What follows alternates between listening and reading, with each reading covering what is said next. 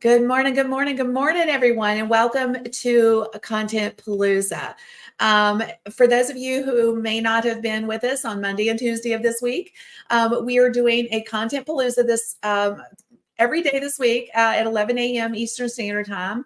The intent behind the Content Palooza is to showcase how easy it is to create specific types of content that are revenue generators if used correctly, in a way that makes it easy for us to do. Content is usually a bear, knowing what tools to use. And, if you had just one tool that does all the things, hint, hint, right?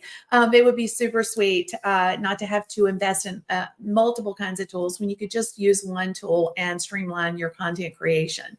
So today we're going to be focusing on events and specifically creating events, virtual events that have a Netflix like vibe.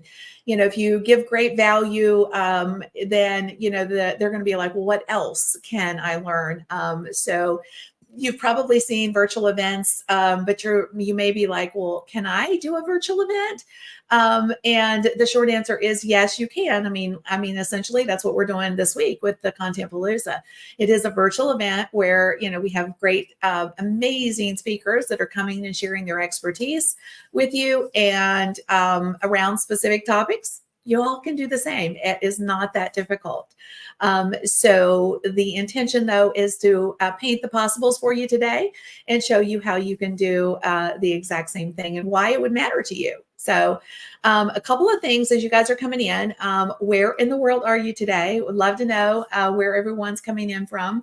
And we are doing giveaways every day this week. We've been doing some amazing giveaways. I have to give a big shout out to Streamyard because they've been giving us, various pieces of their swag to give away throughout the course of our show or our event.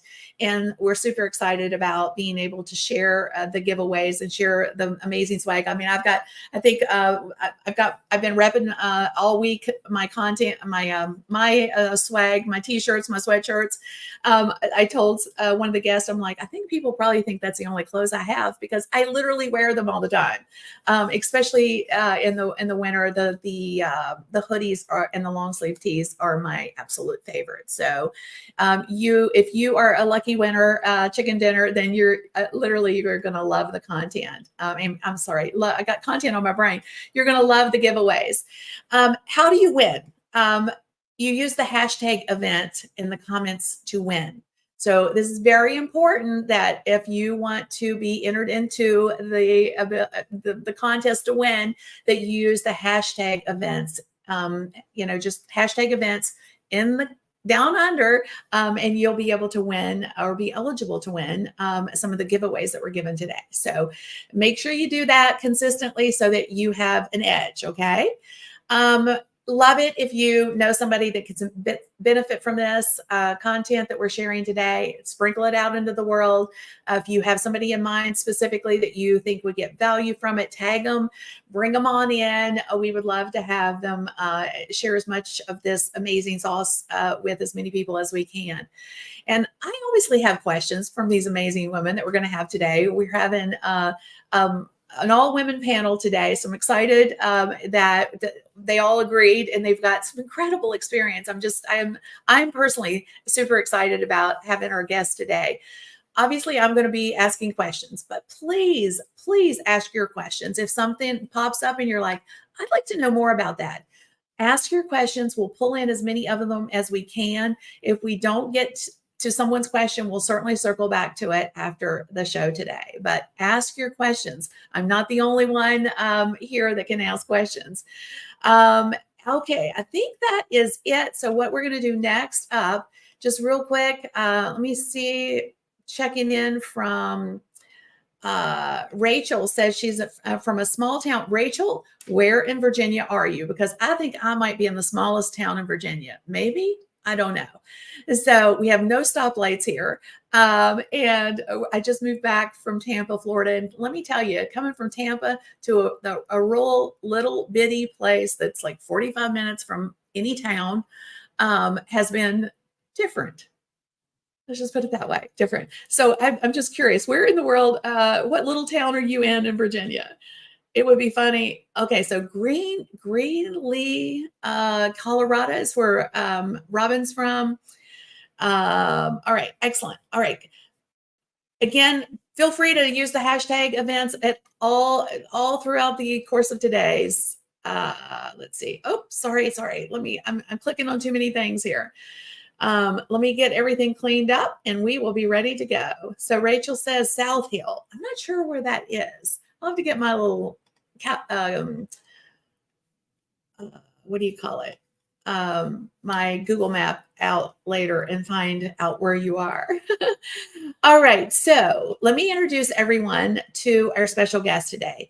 So Desiree is a renowned creator economy strategist with over 15 years of experience in the digital realm. I've known Desiree for a long time. She is a sweetheart. You guys are going to love her. She has coached many major brands like vidIQ, Adobe, Sendable, helping them create profitable and sustainable creator businesses. So if you identify as a creator, you are in the right place today. She has built her YouTube channel out to over 40,000 subscribers. She generates an annual multi-six-figure business through a diverse range of income streams. Good girl. I love that. Proving that success in the creator economy is attainable regardless of audience size. So like I say, you guys are going to learn so much from Desiree. Give her a hand, guys. We're going to bring her on in, and then I'll introduce everyone else too. So, hey, Desiree, how are you? Good. We have known each other for a long time. You knew me way back when I was just a little old me. Not this person that sits in front of you today. Yeah. Well, I'm going to go ahead and introduce Gabby as well. We'll get everybody in here and we're going to have so much fun today. I'm so looking forward to it. So Gabby we were just talking before, she is a renowned makeup and hair artist with nearly 2 decades of experience in the beauty industry. And those of you who are probably kind of like my age, that's kind of her special audience, ladies over 45 and up. So I'm like, I am going to tune into her YouTube channel. But she has an amazing YouTube channel as the platform to empower women to feel like the best version of themselves, regardless of their age or background. Love that.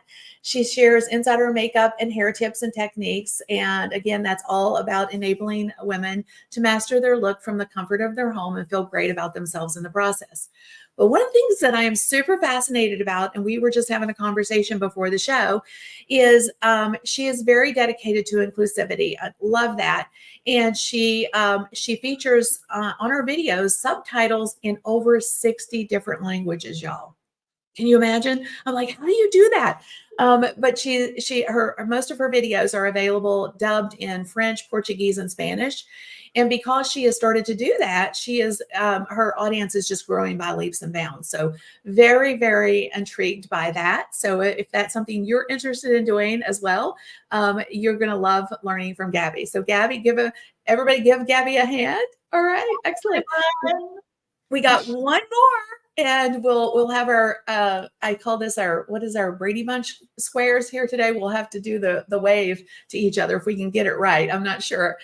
And then Kelsey is with us today, guys. She is an artist, a producer, and live streaming expert. After graduating from NYU with a degree in acting, she joined the Streamyard team in 2020 as their 5th employee. So she's been with them from the very beginning, starting in the tech support department and eventually building the Streamyard production services department from the ground up, where she is now known as the head of production.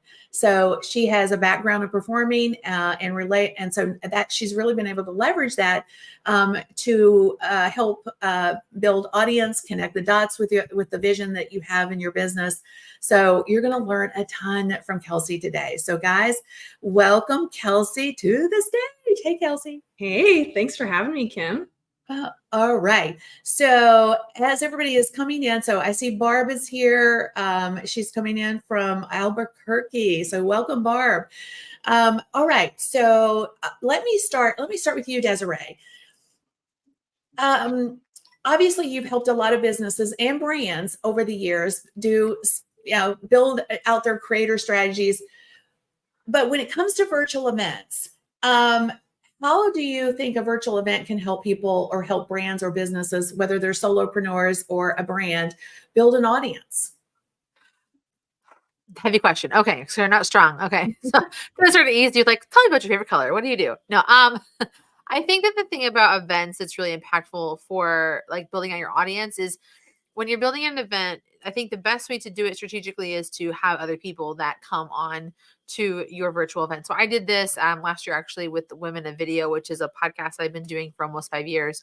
And we did like a live event. We had like 36 women creators come on and really share like what their expertise was. And it was really helpful for the audience, with the goal being to grow Women of Video, like from our podcast and our listenership and our email list, by being able to access like all of their audiences as well. So like when someone is speaking at something, they almost always are going to promote it to their audience, and it allows for their audience's eyeballs, their followers, to get onto yours. It's kind of like when you think about LinkedIn, like when you like someone's content or comment on it, it shows up in the feed of all the people that they follow's feed as well. So it's just a really great way to amplify your eyeballs and your view and your opportunity to get those people into your funnel, because when you work with other people, they have their audiences, then you get to collect their audience as well. Yeah, and if you're a little like, what are the common things that I think if you're just starting out, and feel free to chime in on this if you think like if you're thinking, well, I don't have an audience, so like, how do I get started with a virtual event? Why would I do one? One is exactly what Desiree just said. It's a way to get in front of other people's audiences. They've already built an audience. And not only do you get the ability to be exposed to their audience, if they share it, they're a guest on your virtual event, you can also potentially build your email list, leveraging the power of virtual events. Which means that, that is, I think that's one of those things that is sometimes it's a great benefit, but if you're not intentional with it on the front side, sometimes you miss that. So be intentional with using these virtual events to grow your own assets. It could be your email list. It could be obviously sharing your socials, whatever it is. Your email list is more valuable than your social numbers. I'm just going to point that out real quick. Okay. So Gabby, so I love that you have a focus on multiple languages. That is fascinating to me. How can creators use virtual events to engage with a diverse international audience and create that inclusive experience? Because right now you figured out how to dub and do some other things in other languages, but like, let's just say it's just somebody just getting started. That might not be something that they could do. How do you pull in and speak to a diverse audience using virtual events? Yeah, that's a good question. I just find that when you're doing virtual events, there's a feeling to it where you feel more like you're in a room with a person, right? And I think that really builds. So I was so against live streaming and doing events and all this forever. It terrified me. It really, really scared me. I just started doing it in the late fall of last year. And it's been kind of life-changing, because when you curate something and you curate content, it's very thought out and methodical, but there is something that lacks like intimacy and like a personal relationship with the audience. When you do these type of virtual events, you're really making people feel like you're with them. Something that I do often in my live streams, I'll pull up comments using Streamyard. Streamyard's been life-changing for me with all of my live streaming and virtual things.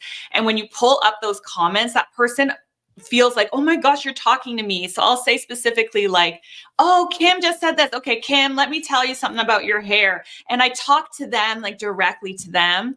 So I know this is kind of a broad answer to a specific question, but I think that when you do these types of events, that global audience that you may have acquired or that you're trying to acquire will feel so much more connected with you, and it's going to grow the bond. And then when the bond grows, the video views grow and the subscribers grow and the shares grow. And it's just like this huge cycle. Like, I can't stress it enough. Doing live streams and things like this, that's less curated, less scripted, less planned, it changes the trajectory of your channel completely.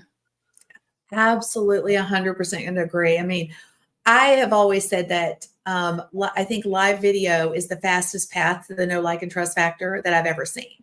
Even traditional like YouTube videos, and Desiree, you could absolutely speak to this too, because you're creating YouTube content that's not necessarily live in the moment. It's scripted. You have an output on the other side that you're trying to affect.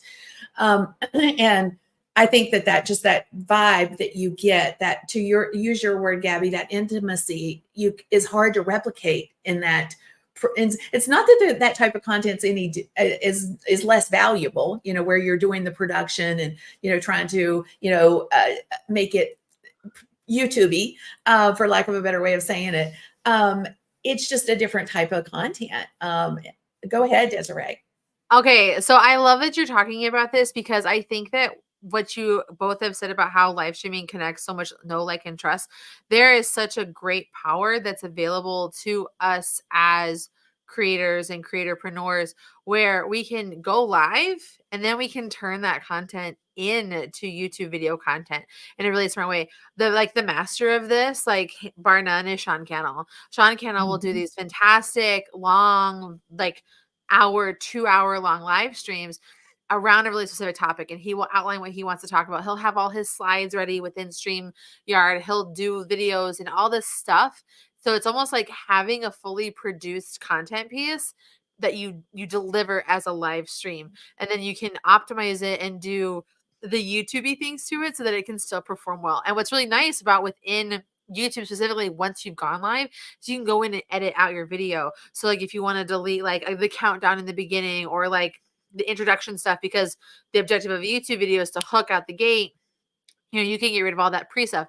And then like maybe you deliver the content and then you go into the Q&A part. You can remove that Q&A part if that's something that's important to you for your YouTube video, so that it can still be successful and live on. I love live streaming, and I tell you about all the time, like, it is a fantastic option if like the anxiety and stress of having to do edited and produce content is hard for you, or you're running low on your budget and it just is important to show up and build an audience, build a presence, and then let that content keep working for you. That a lot of people just don't realize that they can do. So many people have separated live streaming from YouTube content and other content in a really, I think, unhealthy way. And like because of, I think, very much the gaming space. And I think that like there's a really great way to bridge those two in a really healthy, smart way, which is what we do here at Streamyard to help them do that. I can't even tell you how much I love that you said that, because it does require a little bit more planning, which is, one of the things about live streaming. Lots of times we just go live and, we start chattering and we don't really go after or start with a plan. But to your point, if you plan it out, then you get the backside benefit of not only the live experience, but you get the YouTube video as well, which is brilliant. You should be planning your live streams in the exact same way you plan an edited video too. Yeah. Like, I honestly, without sounding lame, I probably put more effort into my live streams than I do my edited video, because I'm like, oh, post-production can just take care of all of that, like extra visual graphic support and stuff. So I think live streaming is the best way for a lot of people to get started, because it allows for them to tap the live stream algorithms that YouTube has available to them, because it is different, and then turn that video content into YouTube content that can be used as part of the search and discovery. Good. And then of course you can do the other things to it. Like you can clip it and turn it into its own segment on a YouTube channel. You can make it into a short and do all this kind of stuff. And like all these tools are available in the Streamyard's back end to like make it easy for everyone to do. So I like, just don't let people need to live stream more and not be limited. I agree. It's the best of both worlds, right? Because like what Gabby's talking about connecting with your audience in that more intimate way. Like I think of the word access. Like I think it's really important for our audiences to be able to access us. And so live streaming and events allow them to do that. And like bringing up the comments specifically with StreamYard, like that is such a beautiful way. Gabby, I experienced that same reaction from the audience when they see their comment come up on screen. It's so exciting, right? Because they feel included. And that's what we want ultimately as creators, is to make our content exciting to watch, right? And to make it feel inclusive. But then, being able to take that content and then clip it up and use it as your YouTube video, or use it as marketing promotional materials, or use it to, boost your email list, or whatever your tactics are, I think. It's important to think about both sides. Your I audience love is the it. customer. Go ahead, Gabby. I'm sorry. I've had a lot of success with my live stream getting views after the fact. Lots of my live streams have over 50,000 views, and live streaming is something so new to me. And a lot of people have asked, like, how do you get so many views on live streams? Live streams never do as well as regular content.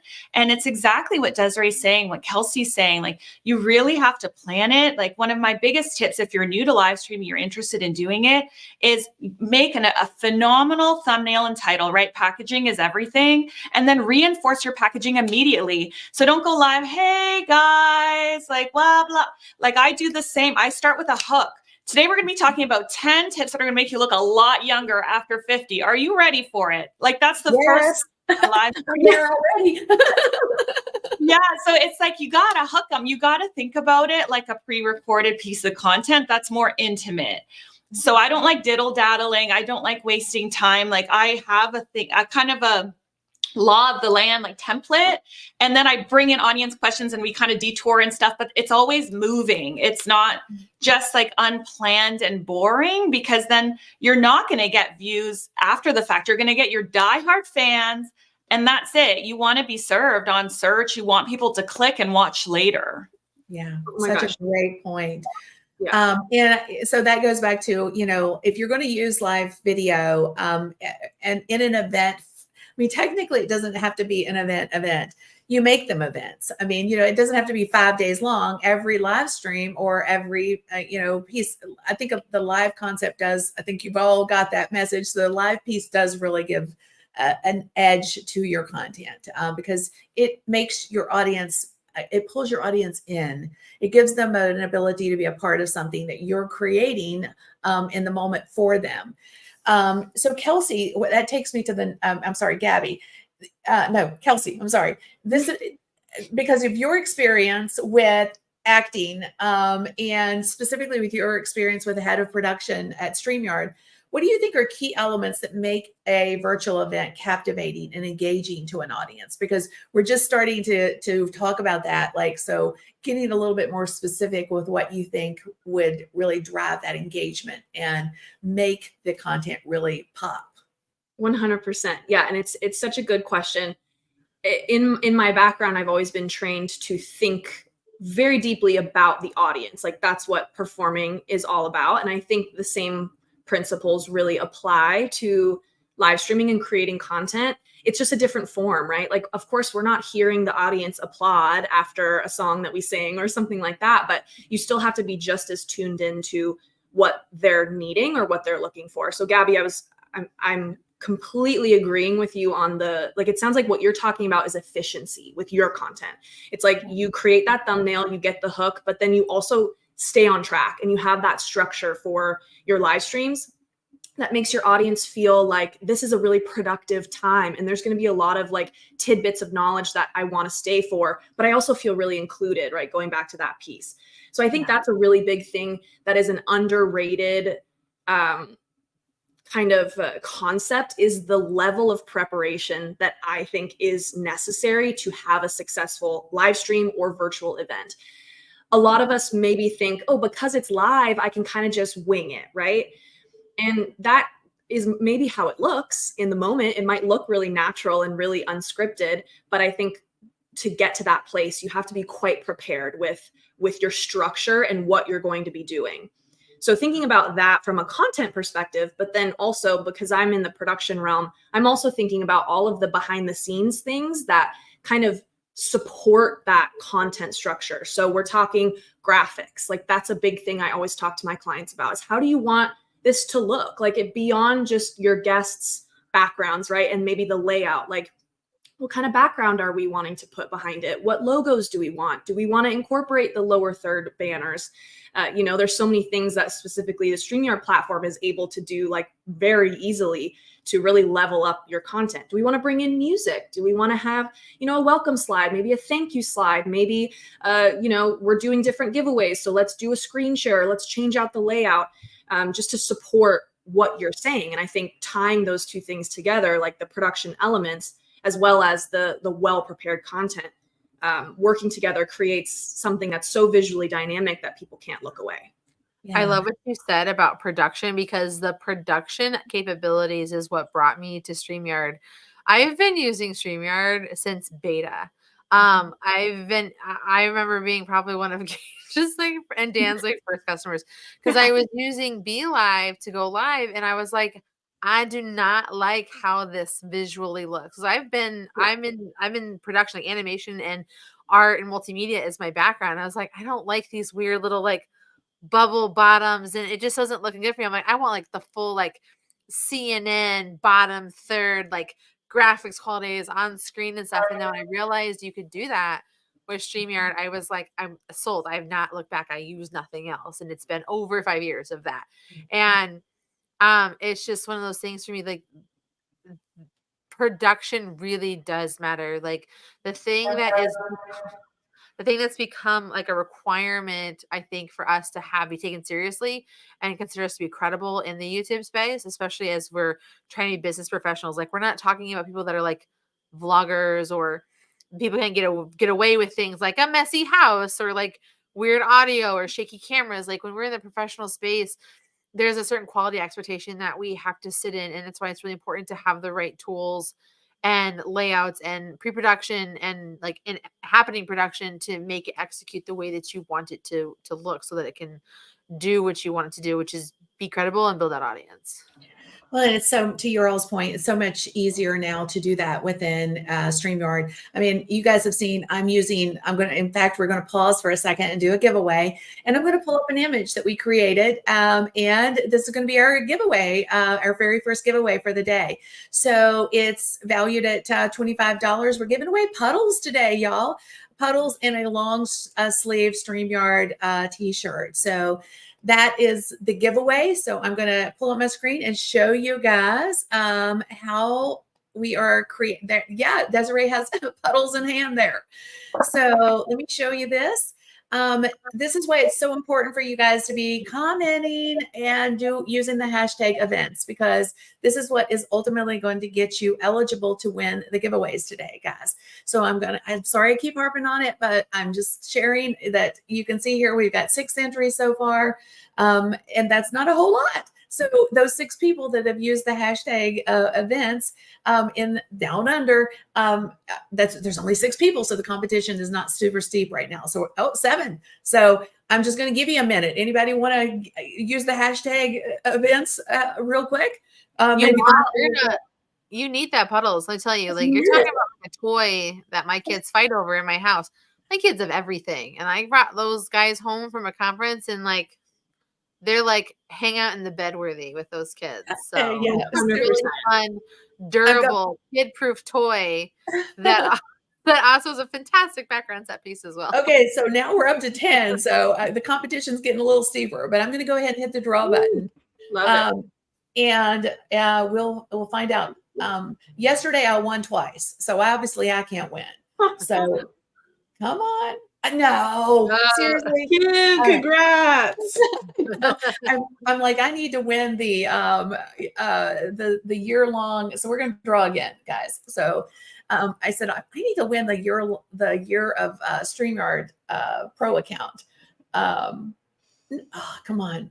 Yes. All right. We actually got somebody that's not me today. Yay. So Lisa, if you will go to, let's see, I'll put it up on the screen for you. It's kimgers.com/winner. See, these are like, I would call these production value opportunities to showcase. This is exactly what we're talking about, where you can pull in components that are, I would call things that you would normally do after the fact. You know, traditionally when you're editing a video, now you can do them on the fly by simply clicking a button. So we've got the winner. Lisa, go to kimgers.com/winner. Give us your details, like your shirt size and stuff, and we will get you all set up, and you'll be able to get that t-shirt in the mail in a couple of days. I have to ask him, hold on, before we're talking about production, this background is everything. We were all commenting on this. I was like, fun and sparkly animated it is. It is the best. It's fabulous. Yeah. And you know, this is just something I pulled off of Canva and I branded it. So, you know, super easy. It doesn't have to be hard anymore. It's a fascinating thing about how much production value you can bring to your live events or to your videos, whether they don't have to necessarily be live. You can do this pre-production kind of thing, just like, we were talking about. If you wanted to use StreamYard for YouTube videos that you pre-produce, you can do that too. So many options. Okay, real quick, we are resetting the giveaway tool. So again, put in your hashtag events to be eligible for the next giveaway. All right, so we're moving on, quick, fast, and in a hurry here. So Desiree, you've coached major brands like VidQ, Adobe, Sendable. What strategies can businesses use to create virtual events that not only educate, but entertain? Edutainment. I think that's a huge piece of why content succeeds or it doesn't, frankly. So what do you think? I think when you're talking about when you're talking about events, the entertainment is the speaker. Like the topics sometimes, especially when we're talking about businesses and stuff, it can be kind of dry. Like when you're talking about like, all right, everyone, let's get excited about keyword research for your YouTube videos. Like that's hard to get excited about. But your presenters are the ones that are going to keep it entertaining and late for you. They're the ones that are relating. Usually they have the right visuals that are attached to it. Like anyone that can like tie in comedy and fun. Like for me, I always try to put memes in. My friend Jessica, she's always putting in Gilmore Girl gifs. Like there's all kinds of things. And so I think they were talking about entertaining and educational content. It definitely is very heavily reliant on your speakers when you're looking at events, because we have all been to conferences and we're just like, this content is so dry and this person is not making me want to listen. And so like, I'm like, when I speak, I'm super interactive and I make people like stretch and scream and participate and I call them out and we do like fun spirit fingers and I make jokes and like just try to hold their attention to just being bubbly and like here for a good time. Cause I know that sometimes when we talk about business is just not fun. Like, could you imagine like a taxes expo or something? Like it'd be hard. And sometimes like your expert speaker, they're the expert, which is why you have them on, but they're not always going to be the most dynamic. So in that scenario, I love having like an MC type person or a host who interviews them. So that's so much more dynamic if you have someone who is, really fun to watch and really animated and, making jokes like you, Desiree, and then kind of helping the expert give their knowledge in a way that's really, true to them, but also in a way that's a little bit more easy to watch for the audience and a little bit more kind of, keeps you engaged. Cause I know that can be such a thing with different topics where it's like, all right, how are we keeping everyone's eyes on this? Well, and being a good interviewer is an acquired skill. Like, and Kim Right. can do this too. Like we've been doing this for years. And so we know how to entertain an audience and keep them alive and popping. And like how we show up on camera is 100% not how we show up in life. Like I feel sometimes like I'm running a marathon when I'm on here because I'm like, we're peppy and we're doing stuff and the heartbeat's going and we're smiling and we're trying to be totally aware of 10,000 things. Like don't move too much. Don't scratch your nose. Don't scratch yourself. Like don't sneeze. Like there's all this like extra like little things that go into it. And so us MCs and us speakers, we are a special breed of crazy, but we understand like when we're doing it right, the audience is engaged, the audience is happening, and they're walking away because they're entertained. They're going to be able to retain the information better because they're associating positive moments and endorphins with that content and that information. Gabby, I'm just spinning off of this a little bit. I've always said that I think everybody has a personality that is obviously unique, right? I mean, that's absolutely true. And I think a lot of times people hear us talk about like, edutainment and they're like, oh crap. Like, I'm not a comedian. I'm not, I don't have a bubbly personality. And they immediately go to, I don't have. Yeah. So when you started, like all of us, we just get started. But when you got started and maybe kind of given that journey to figuring out your voice, can you talk a little bit about that? Like, because I think we find our way a little bit as we go, but it's scary when we first start. And I want to encourage people that haven't started yet to realize that they don't have to be a comedian or fill in the blank of all the things they tell themselves they don't have. So can you like speak to that a little bit? Yeah, I'd love to speak about that because this is something that I really struggled with. When I started on the platform, I wasn't like naturally gifted at it. I was a makeup artist. I was never in front of the camera. I was a behind the camera girl. I didn't know how to change camera settings. I didn't know how to light a set. I didn't know how to do anything. I just knew how to do makeup and hair, you know, and I found that I was trying to mimic the really successful creators like Nikki Tutorials, James Charles, Tati, these big personality creators. And I'm the same. Like, I'm not funny. I'm not like, hey, sisters. I'm not really young either. Like, I'm almost 40. I have little kids. Like, I live like a suburban life, you know? And so, I can tell you what not to do first. And what not to do is try to be someone you're not, because it doesn't come off authentic at all. I tried that for so long. It took me a full year of publishing weekly videos to get to 1,000 subscribers, a full year. And then it took me a whole other year to get to 10,000. And that's because I just didn't know how to be myself. I think that's a big part. That was a big part of the problem. So when people watched my content, they didn't feel like they were in an authentic space. And I think what's really changed the trajectory of that is being authentically and completely yourself and not trying to be someone else, because you don't have to be really funny. You don't have to be really like loud and crazy and have a big personality, because there's so many people in the world that's going to connect to different types of people, you know? And so that's my biggest advice really, is to just be you and to offer so much positivity into the world. When you guys were talking previously, I was really inspired to say something. So when I was speaking at Vid Summit last year, I got the most amazing piece of advice, because I was having like severe anxiety about it, like 10 out of 10 anxiety. I threw up the whole day before. I'm an introvert, you know, like I live on the internet, but like it freaks me out. Yeah. And like I said, I'm not funny. I'm not like a big personality. So this one person came up to me and they saw that I was visibly unwell. And she's like, why don't you ask the audience, like, how many people here have less than 30,000 subscribers? And I thought that was just such amazing advice, because as soon as you put the thing on them, they feel like they're a part of your story and they're more likely to watch and engage. So I bring that advice into my live streams now. Like, I'll always start with my hook, planned, and I'll say, you guys, and I'll pop up my drink and I'll say, where are you from and what are you drinking? And it suddenly like hooks the, then they're like in it with you, you know, I'm like, we're in this together. We're doing this together. So you don't have to be a big personality. You just have to be yourself, and you have to find methods that will bring people into your world and want to be your friend. As soon as you do that, you're good. You don't have to be anyone else but you. I cannot even begin to tell you how much I love what you just said. I think we all struggle, and you know, people look at you up from the outside and they're like, "Well, I'm not like you," or I don't have that personality," or you know, fill in the blank again. I don't have, and I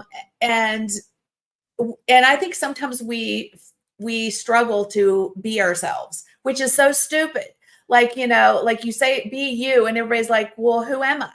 Like, you know, and so being okay with showing up and knowing that you're not going to be everybody's cup of tea, y'all. I mean, seriously, or you know, a sip of tequila or whatever, you know, you're not going to be everybody's thing. And that's good. But every one of us has an audience if we will put ourselves out there. You just have to be okay with being who you are and not trying to be someone else or being like someone else. Or, you know, we all try to learn the strategies, and learn the strategies, but don't worry about trying to emulate somebody else's personality. That's never going to work so well for you. So I really love that you said that. Yeah. So we're going to switch gears, and then we have a question, and I want to come back to that. But Kelsey, I want to ask a question of you. You have all this experience in production. You've probably seen it all. So what do you see most frequently that people do that they shouldn't do? What are the mistakes? The biggest mistake, and this kind of, it's a bit of a big umbrella, but it's not enough prep. I find that when I work with clients, I kind of brief them on, okay, this is what our journey is going to look like before your show, and they're usually pretty taken aback with how extensive it is.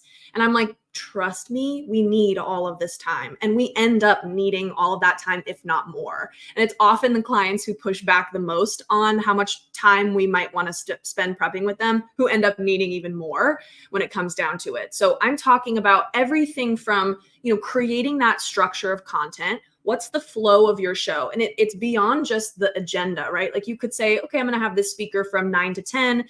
Then we're going to have, a break. Then I'm going to have this speaker. But it's like, okay, what do those transitions look like? And, do you have your questions for the speaker already created, or are you going to wing it? Because those two things are kind of different production wise. And then it's like, okay, what is it going to look like? Do you have a team who can do the graphics, or do you need my team to do it? Or are you going to do it yourself? Like, let's talk that through. And then it comes down to a rehearsal, right? We want to run the whole thing through, run all those transitions, make sure everything looks really good, test everything beforehand. And then let's tech check your speakers. I'm a big proponent of pre-event tech checks. When we're doing expert shows where everyone is a content creator and everyone goes live every day, might not be as necessary. But a lot of the shows that I'm producing are with, experts in their field, but they're not always doing, live shows. So it's like, let's get you into the platform a few days before. We inevitably find something to work out, right? Whether their camera angle is crazy, or their tech isn't working, or their Wi-Fi isn't strong enough, or something that we need to practice through. So all of those things fall under the umbrella of just prep. And that can really help you rest assured on the day of that, like, okay, we've done all of this. So unless something really tragic happens, or my internet goes out, or, someone is unwell that day, like you can kind of parse out a lot of those, possibilities by just prepping enough in advance. That's so great. I agree. Even if you're not don't have a full-on production team, right? It's just you do the run through yourself. I mean, and I always encourage my guests to show up maybe 15 minutes early. So if we have an issue, a tech issue, we can usually it's sound, honestly. Then we can figure something out. So, prep, so valuable. So real quick, going to pause. Go ahead. Sorry, Kim. It just allows you to be much freer as well during your show. Like doing that amount of prep, it doesn't actually make it more stuffy the way you might think. It actually allows you to be free because you can do all of that rehearsal, right? I'm from the performance world. You rehearse. And then on the day of the show, you let it all go. And you're confident enough and prepared enough to be able to be more free. And it comes through to your audience a lot more. I mean, just doing this event, we're pre-prepared. We have our giveaway images in here. We have all of our things that we're going to put on the bottom, the lower thirds. Those are already pre-designed or pre-programmed essentially in the tool. All I have to do is click a button. It makes it super simple. We're getting ready to do another giveaway, y'all. So this is going to be for one of the hoodies. Trust me, you all want this. This is one of my favorite hoodies ever. And in case you are also a sticker a collector, you put them on your laptop, we're going to be giving away a Streamyard sticker as well. So this is going to be our giveaway. I'm going to pull up our screen and I'm going to give you just literally 30 seconds to put in your hashtags, hashtag event again, because we've got looks like about 12 people already, but y'all are slacking. You definitely want these giveaways. I'm just telling you, they're amazing. So hashtag events, quick, fast, in a hurry. I'm going to go ahead and hit the button and we're going to draw the winner. So, and let's just pray that it's not me again. No. Come on. Yay, Robin. Robin is our winner today. And again, Robin, you're going to love that hoodie. I promise.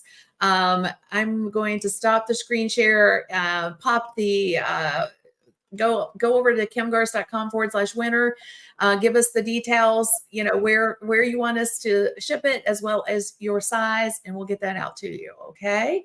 So, all right. So, we're getting close here. We only have a few more minutes, guys. We did have a question and I wanted to pop back. I'm going to dig it up here real quick. I think it was from, give me a second. I'm going to find it. I have to scroll back up here a little bit. Dang it. you know, when you're looking for it, I'm almost positive it was from Jenny. I saw Jenny's question come up, and Jenny, I'm digging for your question, girl. So give me a sec. It's going to, oh, here it is. How can I promote an event that I have spoken on stage for, but is not what I'm known for on social media? Where should I start? Short clips or a full event? So, you know, being a speaker somewhere, not necessarily hosting your own event, but being on the other side of that, like you were talking about, Desiree, at the beginning, what's a good way for her to handle this? Well, the first thing you're going to want to do is I think you can promote your event in the very standard sort of way. Like a lot of the events will give you like social graphics for things that I'm speaking at this event. So like, for example, I'm emceeing an event in London in May. And so like they've sent me a bunch of graphics to promote about like, hey, you're doing this thing. You should talk about it. And then sometimes they provide you with copy and things like that. You can also do other things to help amp up your stuff. You could go live and talk about the event that you're going to, what you're looking forward to. Ask for like your audience's participation. Like, hey, like what would you want to know about around this topic that I could add onto my deck and stuff, and get that like engagement interaction. You can do Instagram and Facebook stories around this. You could do reels about this to talk about like some of the things that you're just talking about and tease out the information a bit. You talk about like how you got there, like what is the journey that you went on to get this opportunity, and like why is it important to you and why is it impactful to you. Just make it a whole story and journey that you've gone on to share like how you did this and why. So like for me, I'm talking about about this event I'm emceeing. It's my first time emceeing an event. Your girl brings all this energy, and I'm like, I'm a little nervous about it because it's like a whole day of it versus like, all right, I got my 30-45 minutes of like high energy intensity I'm going to be doing, and like, let's make it work. But no, it's like my job is to hype this audience all the time. So I'm a little nervous about it. I'm also really excited about it because I really am excited for this like first year event. I'm really excited about how it is. I reached out to the guy that's putting on the event and like, hey, like, would you like me to bring my crazy American energy to your British event? He's like, yes, please. That sounds crazy important. And so just being able to talk about all that stuff and like what's going on. So make it a journey that people are invested in, and then like, and they'll follow up with you. You can share what's happening. You can talk about it. You can live post about it while you're like leading up to the event. And you can even go so far as even to like live stream while you're on stage if the event will allow you to. I've been able to at different events as well to like share like, hey, this is like what I'm talking about. It's like my last time doing this topic and I want to share it with you guys, that sort of thing. So I hope that helps. And Yeah. I think, Go ahead. Sorry. I think no, that's okay. Even if it's a topic that you might not be known for on your social channels, to me, it kind of goes back to what Gabby was saying in terms of being you. Like we all are many things, right? So yes, you might have your niche or your expertise, which is great. And that might be why a lot of your followers are there. But being you, part of that is enjoying what you're creating, right? Like in order for your true self to shine through, like you have to be enjoying what you're doing, because otherwise it's not going to be sustainable. Like if you're bringing a different personality, like Gabby was saying, it's not fun for you. The audience is going to pick up on that, and it's not going to be fun for them either. So I think, you know, even if this is a different kind of event that you're speaking at that your audience might not know you for, like this is a chance for them to get to know other parts of you. And, you know, marketing it the way that Desiree was talking about, I think is awesome. And bringing them into that conversation to be like, what do you guys think? Or like, how should I, you know, approach this and stuff like that can really help you expand, and also, you know, maybe bring in new audience members who might be interested in that other topic that you're starting to, you know, breach. It's okay for you to be different versions of yourself. Like you're Yeah. not supposed to be one dimensional. You're a human being. You grow, you change, you have a variety of interests and stuff. So it's okay. And I think it's helpful to allow for deeper connections for people to know and see more parts of you. Yeah. So I'm going to close, kind of start winding us down here a little bit, because I know time is precious for not only you guys, but the guests, I mean, the viewers as well. So, but I really want to close out with this concept because I think it's so powerful.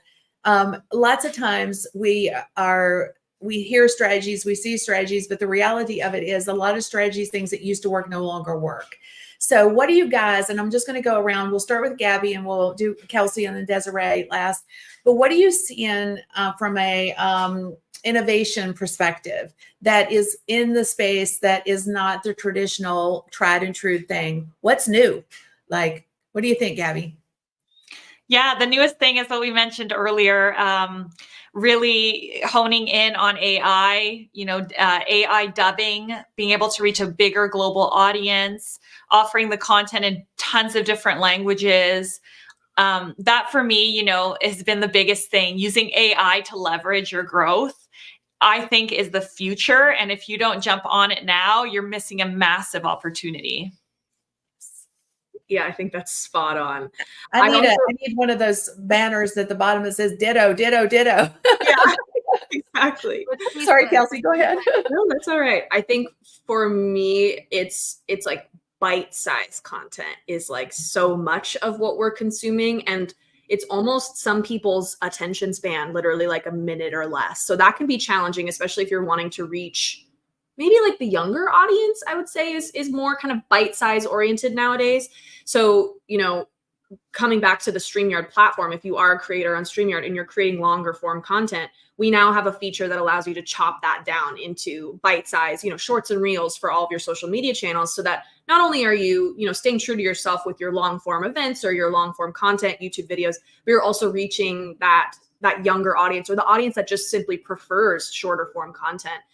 It goes back to inclusion, making sure that you're reaching your audience wherever they are and wherever they prefer to be. And whatever type of content they're consuming the most. I am 100% in alignment with short form content. It's just, snackable. It's like we're inundated with so much content these days, right? It's just crazy. So therefore it makes sense that people are absolutely attracted to things they can nibble on without the whole elephant. Yeah. So Desiree, what's your thoughts? What do you see as innovation in the space? I'm cheating and I have two things.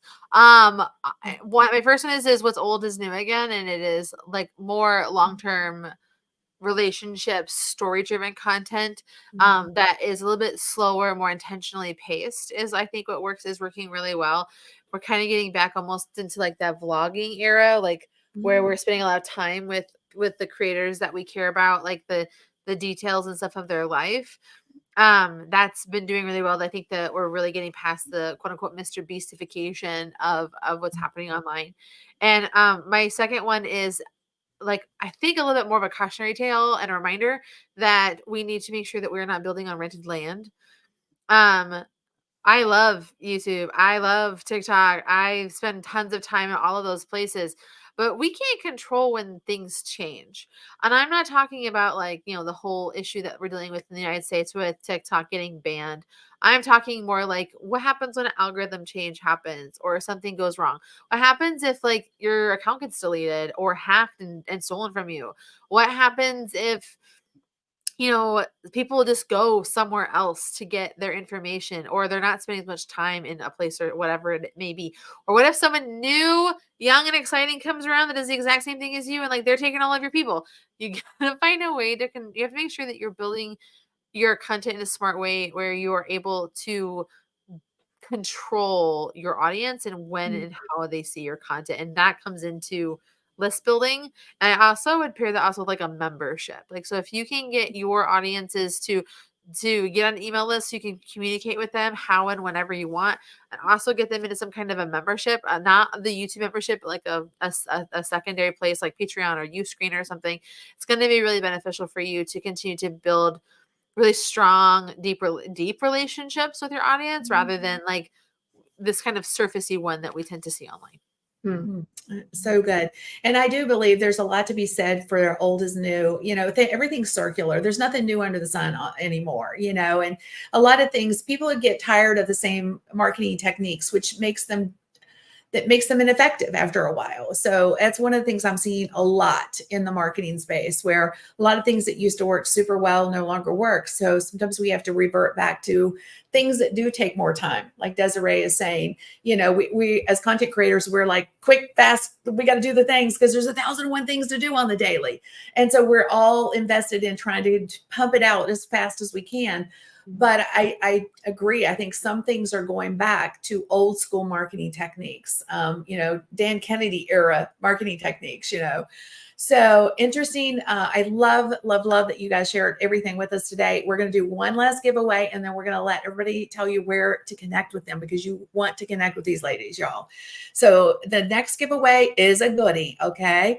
This is one that I'm not going to be, I guess I can't win, but I'd be excited if I did win. So last chance to put in hashtag events, y'all.